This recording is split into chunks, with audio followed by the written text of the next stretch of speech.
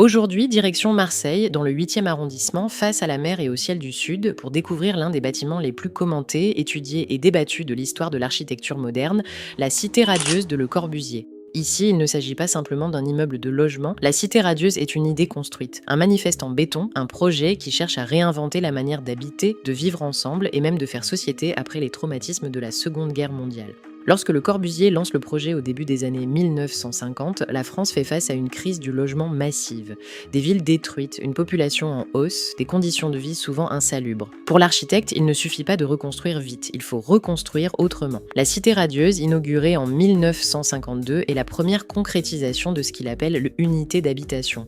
Un immeuble vertical capable de rassembler dans un seul volume tout ce dont un habitant a besoin au quotidien, logement, commerce, école, équipements sportifs, espaces collectifs. Avec ses 137 mètres de long, 56 mètres de haut et ses 18 niveaux, le bâtiment impressionne immédiatement. Environ 1000 habitants et des dizaines de professionnels s'y côtoient chaque jour. Il repose sur de grands pilotis, 34 piliers de 8 mètres de haut, libérant le sol et laissant circuler l'air, la lumière et les piétons.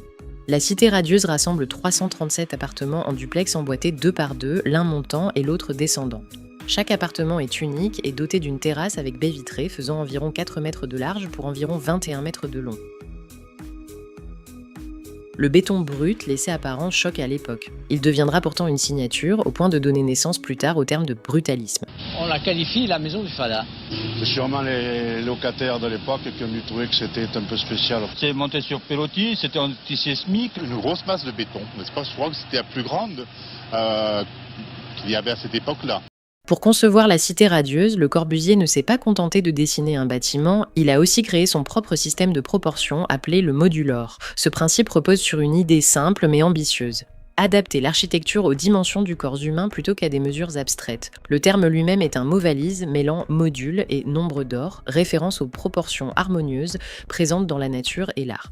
Le Corbusier cherchait ainsi une alternative aux deux systèmes dominants, le pied-pouce anglo-saxon, lié au corps mais peu rationnel, et le système métrique, logique mais déconnecté de l'expérience humaine. Avec le modulor, chaque dimension du bâtiment découle d'une échelle humaine idéalisée, fondée sur la taille d'un homme de 1,83 m, avec le bras levé, soit 2,26 m au total. Concrètement, cela se traduit par des hauteurs de plafond de 2,26 m, des tables à 70 cm, des plans de travail à 86 cm ou encore des chaises à 43 cm. Ces proportions ne sont pas décoratives, elles visent à rendre les gestes du quotidien plus fluides, plus naturels. Dans la Cité radieuse, le modulor structure les appartements, les circulations et même le mobilier intégré, donnant au lieu une cohérence spatiale forte. Si certains habitants trouvent ces dimensions étonnantes ou très marquées, beaucoup reconnaissent que cette attention portée au corps crée un confort particulier, presque instinctif, qui distingue encore aujourd'hui ces logements de nombreux standards contemporains.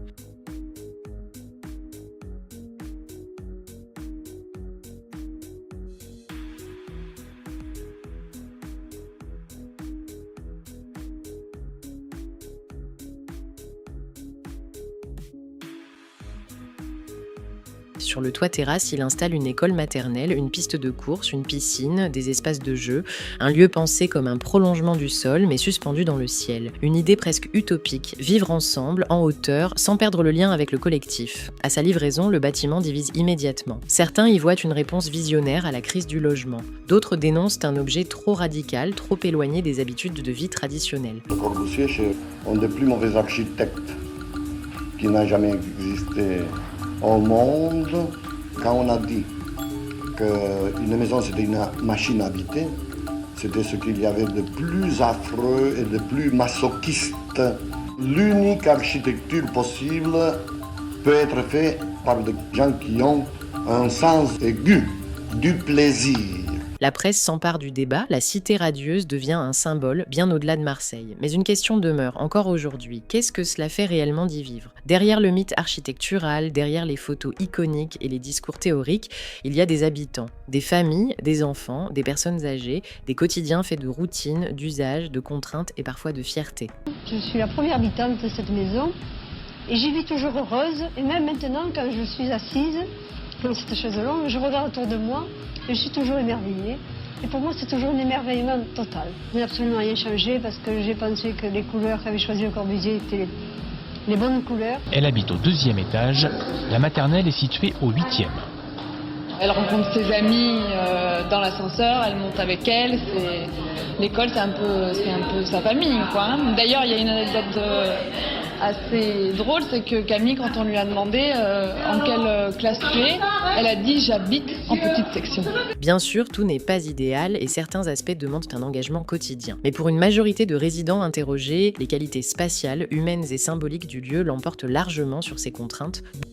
Beaucoup expliquent qu'ils ne se verraient pas vivre ailleurs, tant l'équilibre entre intimité et collectif leur semble rare aujourd'hui. Au fil du temps, la Cité radieuse a cessé d'être seulement une utopie construite. Elle est devenue un quartier vertical, habité, éprouvé, parfois critiqué, mais profondément vécu. Un lieu où l'architecture ne se contente pas d'être regardée, mais expérimentée au quotidien. Dis-moi en commentaire si tu connaissais ce bâtiment et n'hésite pas à t'abonner pour ta dose d'architecture quotidienne.